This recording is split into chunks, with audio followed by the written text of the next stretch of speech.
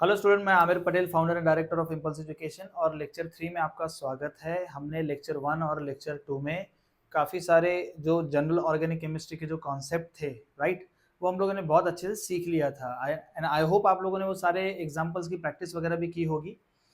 आज के लेक्चर में हम लोग थोड़ा इसको आगे बढ़ाएंगे, जहाँ पे हम लोग देखेंगे कि डिग्री ऑफ अनसैचुरेशन क्या होता है, क्यों अप्लाई करते हैं उसको, राइट। अगर आपके पास साइक्लिक कंपाउंड्स है और उसमें भी पॉलीसाइक्लिक कंपाउंड्स अगर आपके पास आ गया तो कितने कैसे नंबर ऑफ रिंग्स आप कैलकुलेट कर सकते हो। और इसी लेक्चर में हम लोग देखेंगे नॉमेनक्लेचर का बेसिक।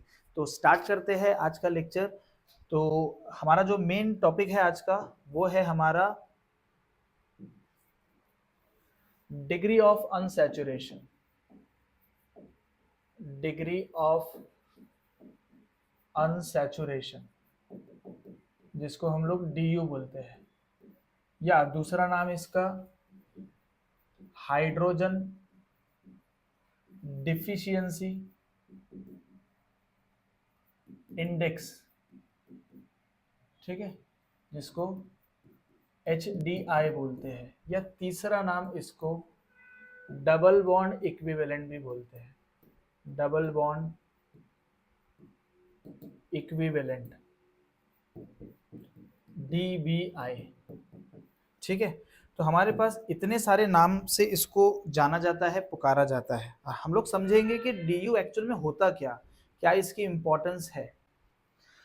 तो पहले तो मैं आपको बेसिक से शुरुआत करता हूँ। मानो अगर मैंने CH4 लिया तो आप बोलोगे कि दिस इज योर मीथेन, बराबर है, तो कोई शक और शुबा नहीं होगा इसमें।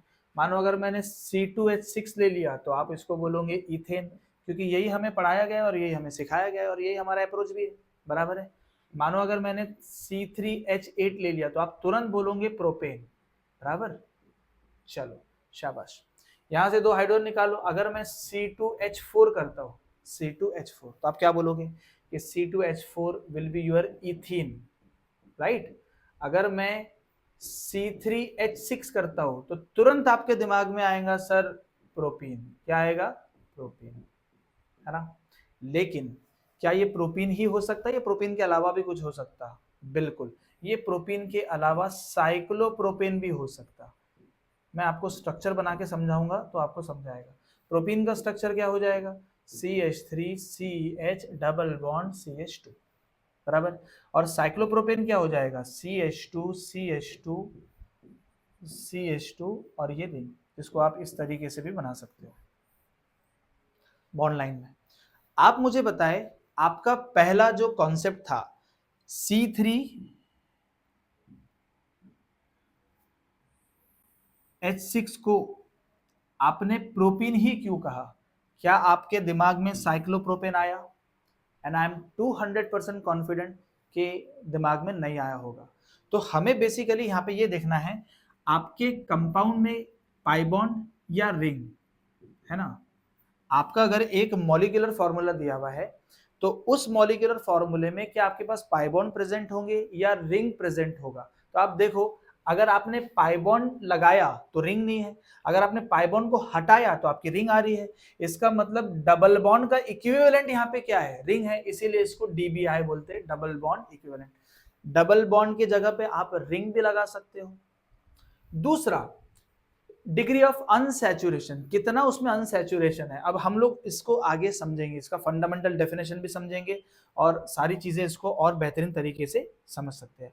आप इसको कॉपी करो, फिर हम लोग नेक्स्ट एग्जांपल के साथ इसको समझते हैं। चलिए अब देखिए, यहां पे हम लोग जो इसको आगे समझेंगे, थोड़ा ध्यान देखिएगा। अब अगर मैं फंडामेंटल डेफिनेशन बताऊं, फंडामेंटल डेफिनेशन ऑफ DU, ये क्या होगी? तो देखो बहुत सिंपल है। आपको सबसे पहले इसका डेफिनेशन समझने से पहले आपको ये देखना पड़ेगा कि DU कितने इसमें कैलकुलेट होता है। तो देखो, DU को कैलकुलेट करने के लिए दो केस है। एक केस 1 होता है, case 1 when the molecular formula is given, I am sorry, when the structure is given. पहला आएगा when the structure is given. तो अगर स्ट्रक्चर है तो DU का फॉर्मूला आ जाएगा DU equal to number of pi bonds plus number of rings. ये आपका डी को कैलकुलेट करने का फॉर्मूला है, इसको आपको थोड़ा याद रखना है। आई एम सॉरी,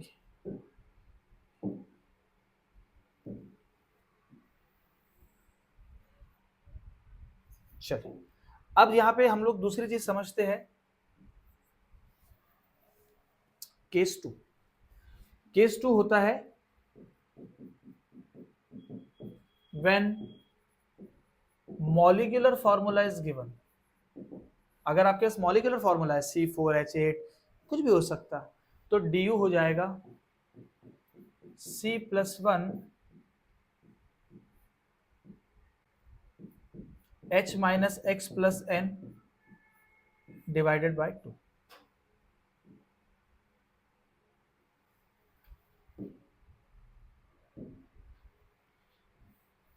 ये हो गया when the structure is given. ठीक है, अब समझते हैं एक एक एग्जांपल के साथ।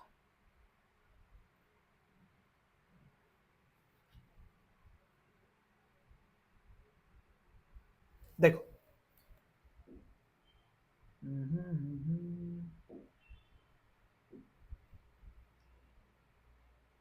C+1H, अच्छा ये मैंने ये उल्टा कर दिया, इसको ऐसा करो H + X - N। अब इसमें एक एक चीज समझते हैं हम लोग क्या होती है। यहाँ पे where H = number of hydrogen, X = number of halogen, है ना, क्लोरीन, ब्रोमीन, आयोडीन, और N = नंबर ऑफ नाइट्रोजन।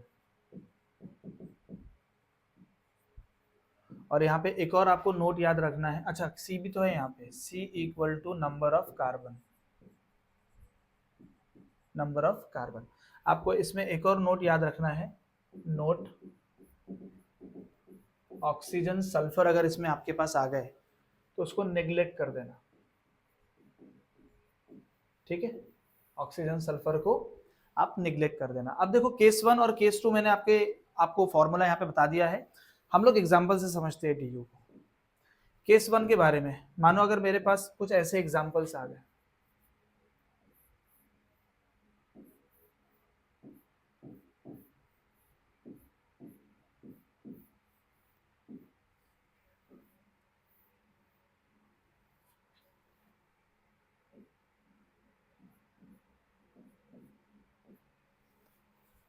बहुत एग्जांपल दे सकते हैं आप।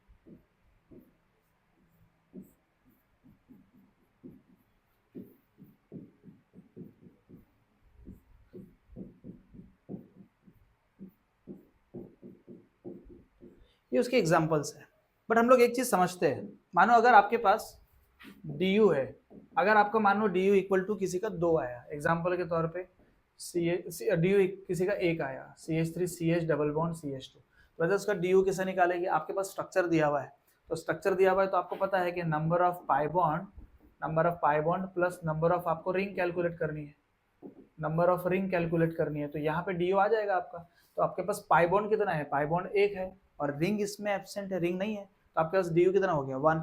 इसका मतलब ये हुआ, अगर आपका du = 1 आया, इसको एक चीज याद रखना, मैं समझा देता हूँ फिर आप अच्छे से लिख लेना इसको। अगर मानो आपका du किसी का 1 आया, इसका मतलब ये हो सकता है कि या तो उस कंपाउंड में एक पाई बॉन्ड हो सकता है, या उस कंपाउंड में या एक रिंग हो सकती है, दोनों एक साथ नहीं हो सकते, या रिंग होंगी या पाई बॉन्ड होगा। अगर किसी का du 2 आ गया, इसका मतलब ये होगा तो या तो वो कंपाउंड में 2 पाई बॉन्ड हो गए, या 2 रिंग हो सकती, या 1 पाई और 1 रिंग, तब भी du 2 आएगा। अगर किसी का du 3 आ गया, तो क्या मतलब हुआ, बिल्कुल सही, या तो उसमें 3 पाई बॉन्ड, या 3 रिंग, या 2 पाई 1 रिंग, या 2 रिंग 1 पाई। तो कॉम्बिनेशन आपको बना के चलना है ना। तो बताओ इसका डी कितना आया, इसका डी आ चुका है equal to 1। That means if d equal to 1, इसका मतलब क्या होगा जल्दी बताओ। इफ मैं लिखा देता हूं यहाँ पे, if d equal to 1 then it means, कैसे लिखेंगे, molecule have one pi bond और one ring, बराबर है। if du equal to 2 then it means molecule have one pi bond, 1 की जगह पे मैं पहले 2 लिख देता हूं, 2 pi bonds और 2 rings और 1 pi bond प्लस 1 रिंग। ठीक है, तो आपको ये समझ में आ गया पक्का। किसी का एक डी है तो या तो उसमें 1 पाई और 1 रिंग, किसी का 2 डी है, 2 पाई या 2 रिंग, या 1 पाई या 1 रिंग। किसी का 3 डी है तो 3 पाई या 3 रिंग, या 2 पाई 1 रिंग, या 2 रिंग 1 पाई। तो इस तरीके से आप डी को समझ सकते हो। अब जो हमने एग्जाम्पल्स लिए, आप मुझे बताओ इसका डी का वैल्यू क्या आएगा। आप प्लीज इसको कैलकुलेट करो और मुझे बताओ क्या क्या आंसर आपके आ सकते हैं। Tell me. फिर मैं फंडामेंटल डेफिनेशन पे जाऊंगा। तो बताओ यहाँ पे एक ही रिंग है, कोई पाई बॉन्ड नहीं है, तो डी इसका कितना आ जाएगा, डी इक्वल टू 1 आ जाएगा। इसका भी डी कितना आएगा बोलो, एक रिंग और एक पाई आपको नजर आ रहा है, ये पाई बॉन्ड है और इसमें एक रिंग भी है, तो डी इक्वल टू 2 हो जाएगा। इसमें आपका एक रिंग है और 2 पाई बॉन्ड है, ये एक पाई बॉन्ड और ये एक पाई बॉन्ड, तो डी इक्वल टू 3 आ जाएगा। इसमें आपका एक रिंग है और एक पाई है, तो इसका डी कितना हो जाएगा, 2 हो जाएगा। यहाँ पे जरा देखो, एक रिंग आपको नजर आ रही है यहाँ पे, और ये आपका पाई बॉन्ड, ये आपका पाई बॉन्ड और ये भी आपका पाई बॉन्ड, तो आपका 3 पाई बॉन्ड और एक रिंग, मतलब 4 आपका इसका डी हो जाएगा। यहाँ पे जरा देखो, इसमें एक पाई 0 रिंग, मतलब डी इक्वल टू 1। यहाँ पे ये एक पाई, ये एक पाई और ये एक पाई, तो 3 पाई बॉन्ड और कोई रिंग इसमें अवेलेबल नहीं है, तो इसका डी 3 हो जाएगा। यहाँ पे देखो, एक अल्काइन में 2 पाई बॉन्ड होते और एक डबल में 1 पाई होता, तो 3 पाई है और कोई भी रिंग इसमें अवेलेबल नहीं है, इसका मतलब इसमें इसका डी भी कितना हो जाएगा, 3 हो जाएगा। लेकिन अगर मान के चलो मैं अपनी होशियारी बता के यहाँ पे एक रिंग जोड़ लूँ, तो अब इसका डी कितना हो जाएगा बोलो, 2 पाई, ये 1 पाई, 3 पाई और एक रिंग भी है, तो डी कितना हो गया यहाँ पे इसका, अब डी इक्वल टू 4 हो गया। ठीक है, यहाँ बताओ, एक पूरी ये कंप्लीट रिंग है, 1 2 3 4 पाई बॉन्ड है और एक रिंग है, तो डी इक्वल टू 5 हो जाएगा। समझ में आया। यहाँ देखो, हर ट्रिपल में 2 पाई बॉन्ड होते हैं, तो हर ट्रिपल में 2 पाई बॉन्ड, हर ट्रिपल में 2 पाई बॉन्ड, हर ट्रिपल में 2 पाई बॉन्ड, 2 2 4 2 6 2 8, तो इसका डी हो गया 8, क्योंकि इसमें रिंग अवेलेबल नहीं है। समझ में आया। आप इसको वीडियो को पॉज करके इसको कॉपी करो, फिर हम लोग आगे बढ़ते हैं, आगे कुछ एग्जाम्पल्स में जाएंगे। चलिए,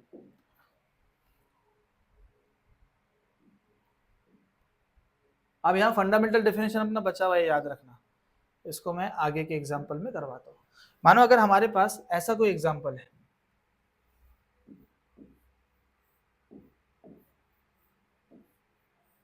तो बताइए इसका डी कितना होगा, क्या बोलते हो, कितनी रिंग है इसमें, 1 2 3 रिंग है और एक पाई बॉन्ड है, तो देखा जाए तो इसका डी हो जाएगा 4। अब थोड़ा ध्यान से समझना, ये एक पाई बॉन्ड और 3 रिंग, तो इसका डी हो गया 4। लेकिन ये तो मैंने अपने जो मैंने आपको कॉन्सेप्ट बताया था उसके बेसिस पे बनाया। अब आप ना फंडामेंटल डेफिनेशन में आपको सिखाने वाला, तो थोड़ा ध्यान देना। देखो डी हम लोग उसको भी बोलेंगे कि हमारे कितने number of H2 molecule required होंगे, H2 मॉलिक्यूल रिक्वायर्ड होंगे कि वो एक कंप्लीट मॉलिक्यूल को, साइक्लिक या अनसैचुरेटेड कंपाउंड को ओपन चेन और सैचुरेटेड में कन्वर्ट कर दे। अब ये बहुत बड़े बड़े अल्फाज मैंने बोल दिया, मैं आपको इत्मीनान से इसको समझाता हूँ। पहले आप एग्जांपल समझ लो, फिर मैं डेफिनेशन पे जाऊंगा। मुझे एक बात बताओ, मुझे ये रिंग को तोड़ने के लिए हाइड्रोजन ऐड करने पड़ेगी, तो मैं यहाँ पे इसको तोड़ूंगा ऐसा, तो एक हाइड्रोजन ऊपर, एक हाइड्रोजन ऊपर, तो 1 मोल हाइड्रोजन का लगा H2। मैंने यहां से भी तोड़ा तो एक हाइड्रोजन ऊपर, एक हाइड्रोजन नीचे, तो अभी तक मुझे 2 मोल लग गए। अब मेरे पास डबल बॉन्ड है, तो डबल बॉन्ड को मुझे एक सिंगल बॉन्ड में कन्वर्ट करना पड़ेगा। तो आप मुझे बताओ, मैंने ये डबल बॉन्ड को किस में कन्वर्ट किया? सिंगल बॉन्ड में। 1 2 3 बराबर है, कितना हो गया? लगाओ दिमाग, ये हो गया 3 मोल। अब डबल तो आपका सिंगल में कन्वर्ट हो गया, अभी भी ये रिंग बाकी रहेगी, क्योंकि आपने ये रिंग यहां से चल रही है, आपने यहां से तोड़ दिया, यहां से तोड़ दिया, तो आपको यहां से भी तोड़ना पड़ेगा, तो आपने फिर हाइड्रोजन ऐड कर लिए। तो मुझे बताओ कितने नंबर ऑफ मोल्स आपके हाइड्रोजन रिक्वायर्ड हुए? 1 मोल, 2 मोल, 3 मोल और 4 मोल। तो आप बोल सकते हो कि यहाँ पे 4 मोल H2 required to convert this molecule into open chain saturated compound,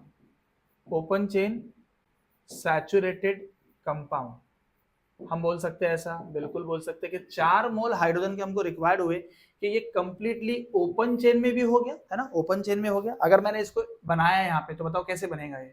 यहाँ से तो टूट गया, यहाँ से बनाओ, ये ऐसा ऐसा ऐसा, देखो चलते जा रहा है ना, ये हर एज, ये एक एज, ये एक एज, फिर ये एक, फिर ये एक, फिर ये एक, फिर ये एक। देखो यहाँ पे डबल बॉन्ड था तो मैंने ब्रेक कर दिया, यहाँ पे एक बॉन्ड था तो मैंने यहाँ से ब्रेक किया, यहाँ से ब्रेक किया, और यहाँ पे 2 मोल हाइड्रोजन के डाले, तो 2 और 1 3 और 1 4। तो क्या ये ओपन चेन कंपाउंड में कन्वर्ट हो चुका है? बिल्कुल हो गया ओपन चेन, और सैचुरेटेड कंपाउंड में आ चुका। सैचुरेट मतलब सिंगल बॉन्डेड। तो याद रखना DU का, आप देखो वैसे भी हमारा DU का वैल्यू कितना आया? 4, और number of mole of hydrogen भी कितने रिक्वायर्ड हुए? 4। इसका मतलब यहाँ पे कितने हाइड्रोजन की कमी थी? कितने मोल ऑफ हाइड्रोजन की कमी थी? 4 मोल हाइड्रोजन की कमी थी। इसीलिए हम लोग इसको दूसरा नाम क्या बोलते हैं? हाँ बिल्कुल आप समझ गए, हम लोग इसको दूसरा नाम बोलते हैं hydrogen deficiency index.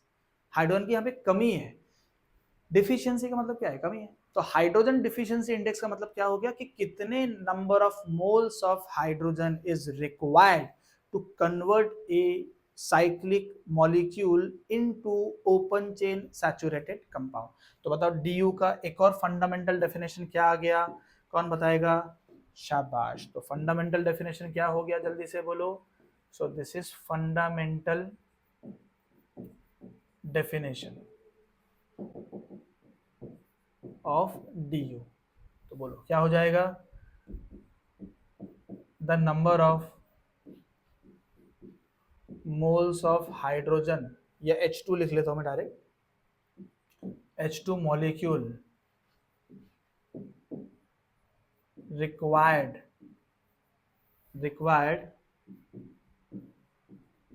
to convert बोलो, to convert a cyclic structure into open chain saturated compounds। आप याद रखना ये ओपन चेन भी होना चाहिए और सिंगली बॉन्डेड भी होना चाहिए compound. So this is the fundamental definition of DU। क्या आपको समझ में आया? पक्का समझ में आया? आप इसको नोट करो। चलिए आगे कुछ और एग्जांपल ले लेता हूं मैं। आई होप आप लोगों को वो समझ में आ जाएंगे सारे कॉन्सेप्ट। तो मानो मैंने डबल लिया, ये ट्रिपल ले लिया, है ना, तो जरा बताओ इसका DU कितना होगा?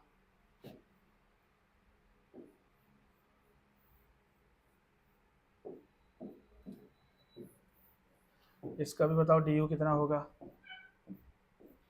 तो बहुत सारे ऐसे मॉलिक्यूल के आप DU बना सकते हैं, आप अपने मर्जी से ही बना सकते हो बहुत सारे DU, ठीक है, कोई मसला नहीं है, तो आप खुद कर लो। कोई भी टॉपिक वगैरह में कोई एग्जांपल वगैरह में अगर आपका DU सही नहीं आया तो आप मुझसे पूछ लेना कमेंट्स में, ठीक है।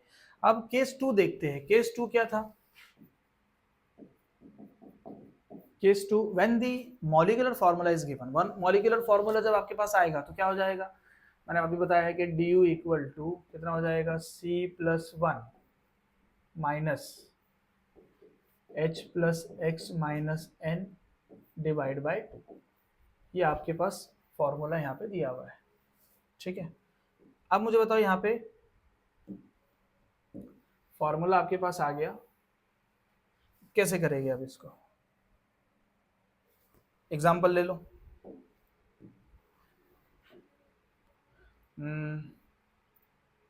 C2H4 C3H6 बराबर है, और क्या लेंगे?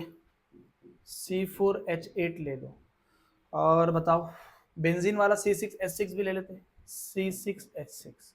तो टेल मी कैसे आएगा, बोलते जाओ।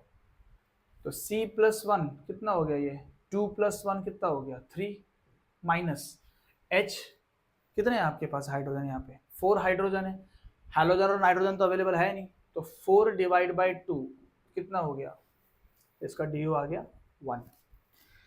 3 कार्बन यहाँ पे 3 है आपके पास, तो एक करो तो कितना हो गया 4, minus 6 divide by 2 that is equal to 1। समझ गए? यहाँ पे आओ, C4H8 कितना आ जाएगा 5, minus 8 divide by 4, sorry 8 divide by 2 equal to कितना हो जाएगा 1। सब 1 1 आ रहा। एक और ले लेते हैं इसका भी एग्जांपल। यहाँ देखो 6 कार्बन है, 6 कार्बन के साथ एक प्लस कर लो, कितना हो जाएगा 7, minus 6 divide by 2 that is equal to 3, बराबर है। इसी को एक और एग्जांपल ले लेता हूं मैं C4H6 में। C4H6 तो बताइए कितना हो जाएगा C4H6 का, बोलो 4 प्लस 1, 4 प्लस 1 कितना हो जाएगा 5, minus 6 divide by 2 that is equal to 2, बराबर है। तो आपको इस तरीके से डी निकालना पड़ता है। देखो ये जो C6H6 है, दिस इज योर बेंजीन, आप बेंजीन का भी देख सकते हो, double double double, this is your benzene. तो देखो जो मॉलिक्यूलर फॉर्मूला और अगर मैं आपको स्ट्रक्चर दूं, दोनों के सेम ही आंसर आएंगे। This is your structure. अब स्ट्रक्चर के बेसिस पे देखोगे तो 3 पाई बॉन्ड है आपके पास, ये एक पाई, ये एक पाई, ये एक पाई, तो 3 पाई बॉन्ड और एक रिंग, तो डी कितना आ गया आपके पास, डी इसका आ गया आपके पास, नहीं कुछ ये गलत हो गया, हाँ ये गलत हो गया, 4 होना चाहिए, दिस इज योर 4, ठीक है। देखो अब यहाँ बताओ कितना हो जाएगा, डी इक्वल टू 4 हो जाएगा। लेकिन अगर आपके पास इसका मॉलिक्यूलर फॉर्मूला है, what is the molecular formula of benzene, C6H6, तो अब बताओ इसका डी कैसे कैलकुलेट करोगे, तो डी कैलकुलेट कैसे होगा, बोलो कितने कार्बन है 6, 6 प्लस 1 कितना हो गया 7, माइनस कितना हो गया 6 डिवाइड बाई कितना हो जाएगा 2, तो 6 डिवाइड बाई 2 हो गया 3, 7 माइनस 3 इक्वल टू 4। तो आप देखो मॉलिक्यूलर फॉर्मूला रहा तब भी डी 4 आया, और अगर इसका स्ट्रक्चर आया तब भी इसका डी कितना आया 4 आया है। तो देखा जाए तो हमारा कॉन्सेप्ट बिल्कुल सही है। अगर आप number of moles of H2 कितने रिक्वायर्ड होंगे उसके हिसाब भी देखोगे तब भी आपके 4 आएंगे। कैसे आएंगे, आपको ये बॉन्ड तोड़ने के लिए 1 मोल लगेगा, तो पाई बॉन्ड 3 पाई बॉन्ड है तो 3 पाई बॉन्ड को तोड़ने के लिए आपके 3 मोल लग जाएंगे, एक यहाँ पे H2 लगेगा, एक यहाँ पे H2 लगेगा, एक यहाँ पे H2 लगेगा, तो क्या ये साइक्लोहेक्सेन बन जाएगा। और एक बीच में से बॉन्ड एक और H2 मोल का डाल दो तो हेक्सेन बन जाएगा। तो कितने मोल रिक्वायर्ड हुए 4। तो वैसा भी देखा जाए तो 4, स्ट्रक्चर भी देखा जाए तो 4, और मॉलिक्यूलर फॉर्मूले के हिसाब से भी देखा जाए तो 4। So this is the all about the concept of DU। क्या आपको ये चीजें समझ में आई है, पक्का समझ में आई है, ठीक है। मैं कुछ होमवर्क देता हूं, आप लोग इसको घर से ट्राई करना।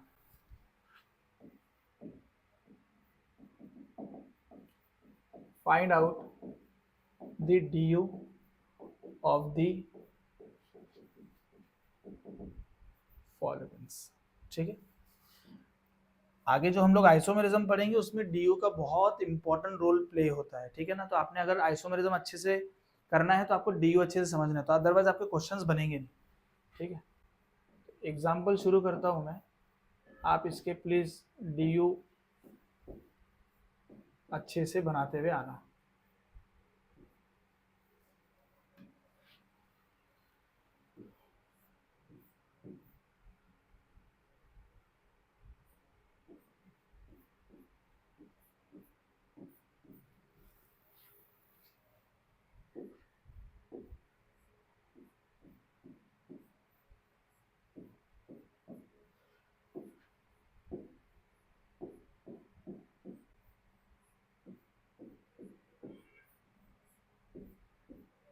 इसका नाम नैप्थलीन है, इसका नाम एंथ्रासीन है। आगे हम लोग सब एरोमेटिक कंपाउंड्स में ये सारे एग्जांपल्स को पढ़ेंगे।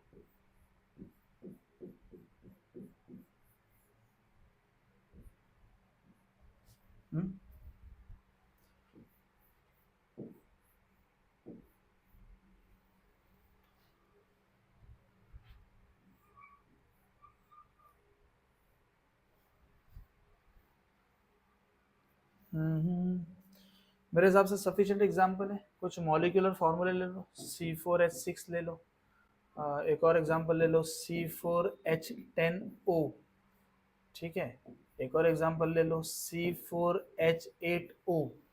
ये सारे एग्जांपल के आप DU खुद कैलकुलेट करो, फिर आपको समझ में आएगा। आप इसको कॉपी करो, फिर हम लोग नेक्स्ट टॉपिक पढ़ते हैं।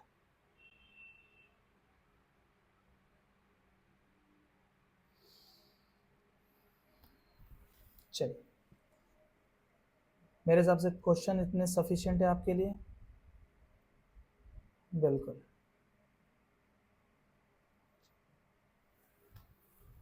डन।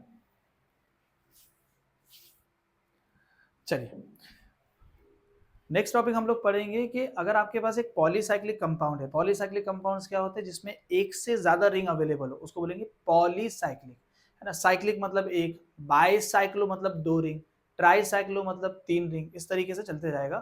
तो पॉलीसाइक्लिक कंपाउंड्स वो कंपाउंड्स होते हैं जिसमें एक से ज्यादा रिंग एग्जिस्ट करती है, ठीक है। तो अब हम लोग देखेंगे कि पॉलीसाइक्लिक कंपाउंड्स अगर आपके पास आ जाए तो आप कैसे उसमें पता लगाओगे कि उसमें कितने नंबर ऑफ रिंग्स आपके पास अवेलेबल है। तो नेक्स्ट जो हमारा टॉपिक होगा वो यही है, determination of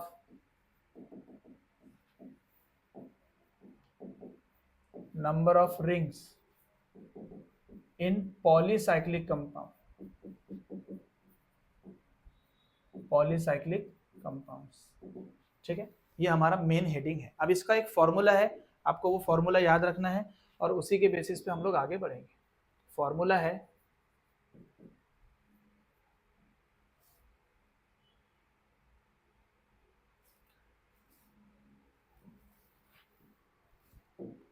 फॉर्मूला लिखो,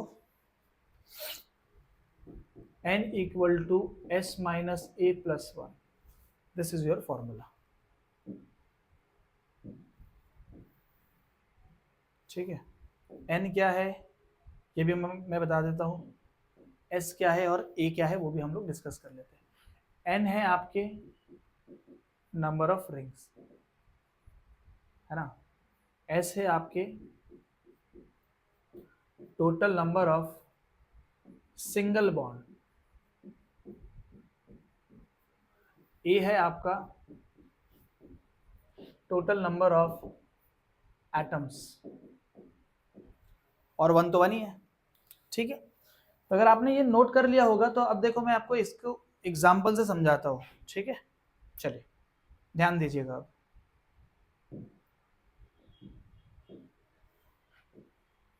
मैंने आपके सामने ये मानो ये एग्जाम्पल लिया, आप मुझे बताओ इसमें अभी क्या ये साइक्लोहेक्सेन है। साइक्लोहेक्सेन को मैंने ऐसे बना दिया इस तरीके से। साइक्लोहेक्सेन होता कैसे, ऐसे ऐसे ऐसे, बराबर है। तो मैंने उसको इस तरीके से बना दिया, 1 2 3 4 5 6 कार्बन है, ठीक है। और मैंने ये एक जो कार्बन है उसको ऊपर डाल दिया, ये कार्बन इस तरीके से ऊपर है, ठीक है। ये जो कार्बन है, ये जो वाला कार्बन है, ये वाला कार्बन ये इस तरीके से ऊपर आया हुआ है, ठीक है। तो आपको समझना है ये ऐसे बोर्ड के बाहर आया हुआ है, लेकिन अब मुझे बताना तो ऐसे ही पड़ेगा।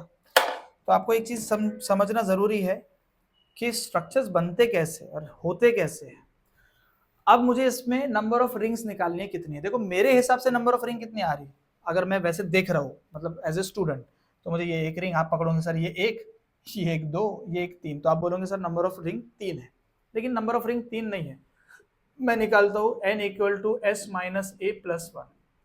देखो सबसे पहले आपको s निकालना है सिंगल बॉन्ड, या a आपको एटम निकालना है। एटम कैसे निकालना है, 1, ये 2, ये 3, ये 4, ये 5 और ये 6 बराबर है। और ये वाला कार्बन ये वाले कार्बन से ऐसा करके वो बाहर आया हुआ है, तो ये एक 7। आप मुझे बताओ आपके पास टोटल नंबर ऑफ एटम कितने हैं? 7 एटम्स है बराबर है। इसको +1 कर दो, माइनस, अब सिंगल बॉन्ड गिन लेंगे कितने हैं, तो गिनो सिंगल बॉन्ड कितने हो जाएंगे बताओ। यहाँ पे बताओ, ये पहला सिंगल बॉन्ड, ये दूसरा, ये तीसरा, ये चौथा, ये पांचवा और ये छठा, ये 7 और ये 8। तो आप मुझे बताओ कितने आपके पास सिंगल बॉन्ड है? ये पहला, ये इधर से इधर आया, ये दूसरा इधर से इधर आया, ये तीसरा इधर से इधर गया, ये चौथा इधर से इधर गया, ये पांचवा इधर से इधर गया, ये छठा यहां से यहां पूरा गया, ये 7वां, और ये यहां से यहां गया, ये पूरा, ये 8वां। ठीक है, तो आपके पास 8 क्या है? Single bond.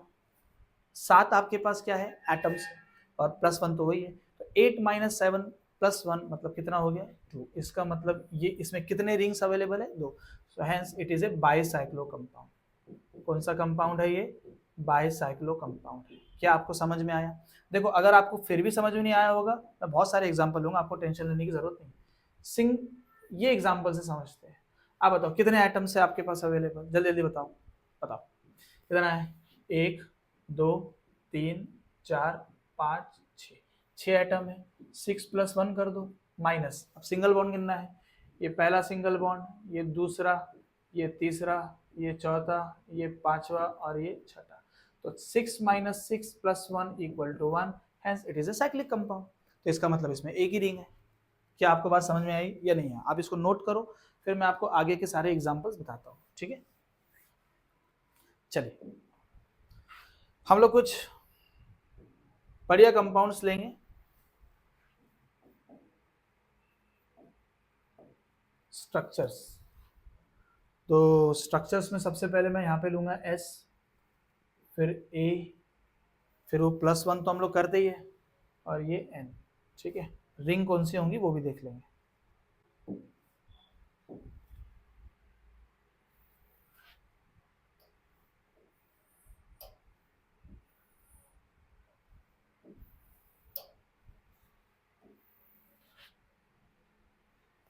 चलिए, पहला कंपाउंड मैं आपके सामने देता हूं, आप ट्राई करना।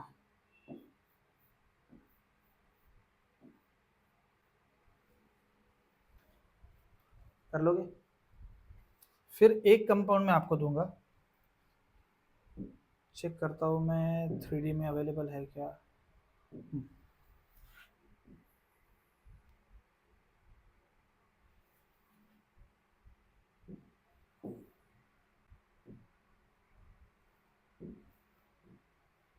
ठीक है,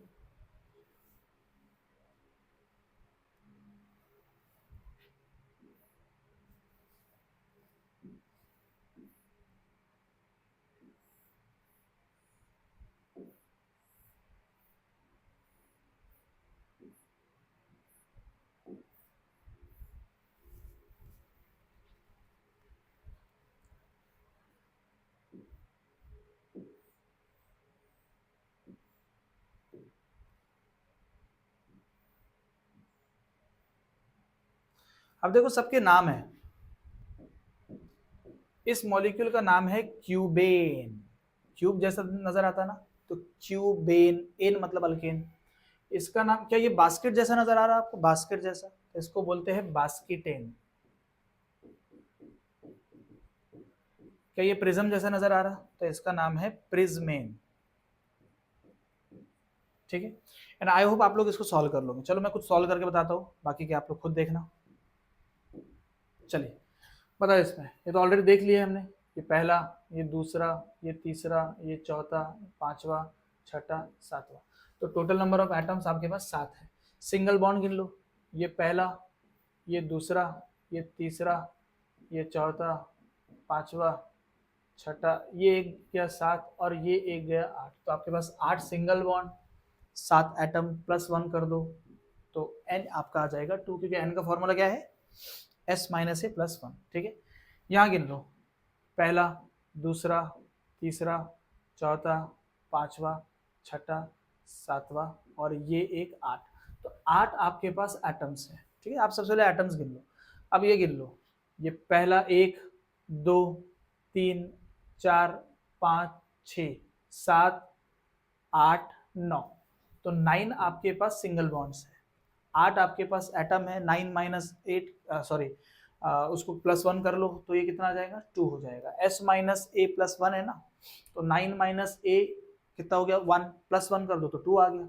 हाँ, अब क्यूबेन में देखते हैं, क्यूबेन में चलो 1 2 3 4 5 6 7 8, 8 एटम्स आपको नजर आ गए, 8 एटम्स कर दो बराबर है 8। सिंगल बॉन्ड कितने हैं बताओ, सिंगल बॉन्ड कहीं से भी लो, ये पहला,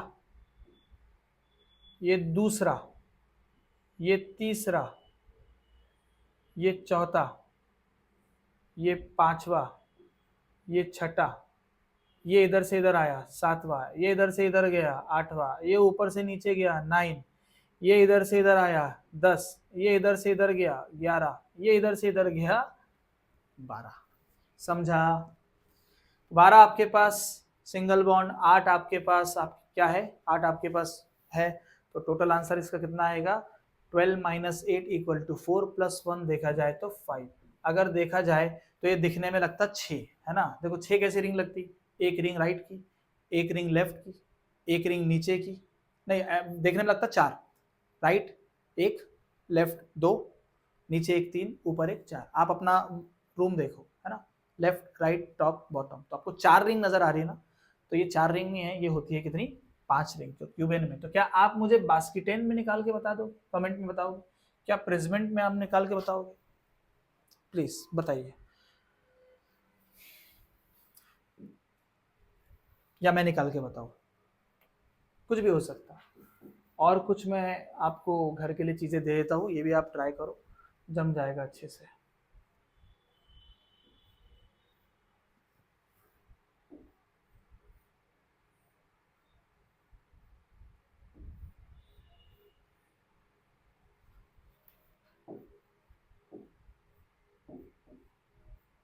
इस मॉलिक्यूल का नाम है डिकलिन। ये और ये सेम मॉलिक्यूल है, सिर्फ मैंने देखो अलग अलग बना दिया है, इस सेम मॉलिक्यूल है, ठीक है ना। याद है हमने बी बनाया था, ए बी सी, ये मैंने बी बना लिया, आप घर से बना के लाओ।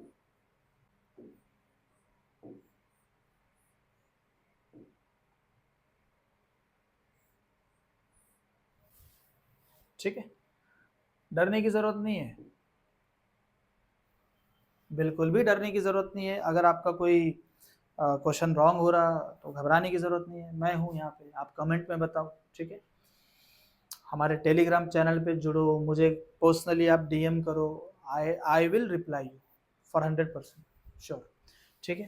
तो ये हमने आज के सेशन में ये समझा कि नंबर ऑफ रिंग्स को कैसे कैलकुलेट करते हैं, डिग्री ऑफ अनसैचुरेशन को कैसे कैलकुलेट करते हैं, एंड आई होप आप लोगों को ये आज का टॉपिक जरूर समझ में आया होगा, क्योंकि इसके बाद जो हम लोग शुरू करेंगे वो चालू करेंगे नॉमेनक्लेचर, तो आप इसको नोट करो।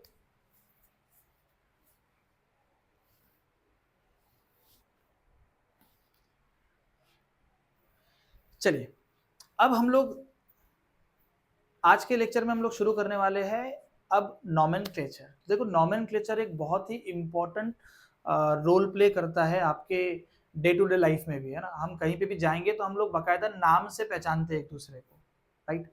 आइडेंटिटी नाम से ही आती है। तो एक बार मॉलिक्यूल्स को अगर आप देखो, मॉलिक्यूल की अगर पूरी आप खानदान उठा के देखो तो बहुत सारे मॉलिक्यूल्स है, और बहुत सारे मॉलिक्यूल्स में डिफरेंट फंक्शनल ग्रुप होते हैं। फंक्शनल ग्रुप क्या होता है, what is functional group? If I ask you a simple question, what is functional group, तो आप how will you define the functional group? तो आप बोल सकते हैं कि sir the group which is responsible for the property of the compound। Sir ऐसा molecule, ऐसा ग्रुप जिसकी वजह से पूरी मॉलिक्यूल की प्रॉपर्टी में फर्क आ जाए, उसको हम लोग क्या बोलते हैं, फंक्शनल ग्रुप बोलते हैं, बराबर है ना। तो यहाँ पे हम लोग देखेंगे कि फंक्शनल ग्रुप के वजह से कौन कौन से डिफरेंट मॉलिक्यूल्स बनते हैं और उनके नाम लिखने के तरीके क्या होते हैं, तो वो भी हम लोग डिटेल में डिस्कस करेंगे। बट मुझे लगता है कि वो डिटेल डिस्कशन हम लोग नेक्स्ट क्लास में करेंगे, क्योंकि मैंने आज जितना पढ़ाया है उतना सफिशिएंट है, इसके ऊपर पढ़ाऊंगा तो आपके लिए भी थोड़ा हेक्टिक हो जाएगा। तो नॉमेनक्लेचर को जो पूरा जो टॉपिक है, प्लीज नेक्स्ट क्लास बिल्कुल एब्सेंट ना रहना, क्योंकि नॉमेनक्लेचर में हम लोग पूरा डिटेल जो है इसका डिटेल एनालिसिस करेंगे, पूरे इसके बेसिक से लेके जीरो से लेके पूरा एडवांस लेवल तक के नॉमेनक्लेचर पूरा हम लोग अच्छे से सीखेंगे। बट हाँ, क्योंकि ये ब्रिज कोर्स है तो नॉमेनक्लेचर का सिर्फ मैं यहाँ पे आपको बेसिक्स बताऊंगा, एकदम बेसिक्स कि कैसे होता है, क्या उसके प्रोटोकॉल से लिखने के कैसे लिखना चाहिए, है ना, वो हम लोग डिस्कस करेंगे। बाद में जब हम लोग का क्लास शुरू हो जाएगा तब तो हम लोग डिटेल में उसको पढ़ने ही वाले हैं। फिर इस तरीके से हम लोग नॉमेनक्लेचर के कॉन्सेप्ट को भी ब्रिज कोर्स में कवर कर लेंगे। एंड आई होप आपको आज का ये लेक्चर पसंद आया होगा। अपने फ्रेंड्स के साथ इस लेक्चर को शेयर करें। जो बच्चा जेई मेंस की सीरीज देख रहा है या नीट की प्रिपरेशन करना चाह रहा है तो आप मेरे प्लेलिस्ट में जाके जेई मेंस के पीवाईक्यूज है, नीट के पीवाईक्यूज है, आप उसको भी देख सकते हैं, उसको भी अपने फ्रेंड्स वगैरह से शेयर कर सकते हो ताकि उसका भी फायदा हो जाएगा। तो मिलते हैं हम लोग नेक्स्ट लेक्चर में नेक्स्ट टॉपिक के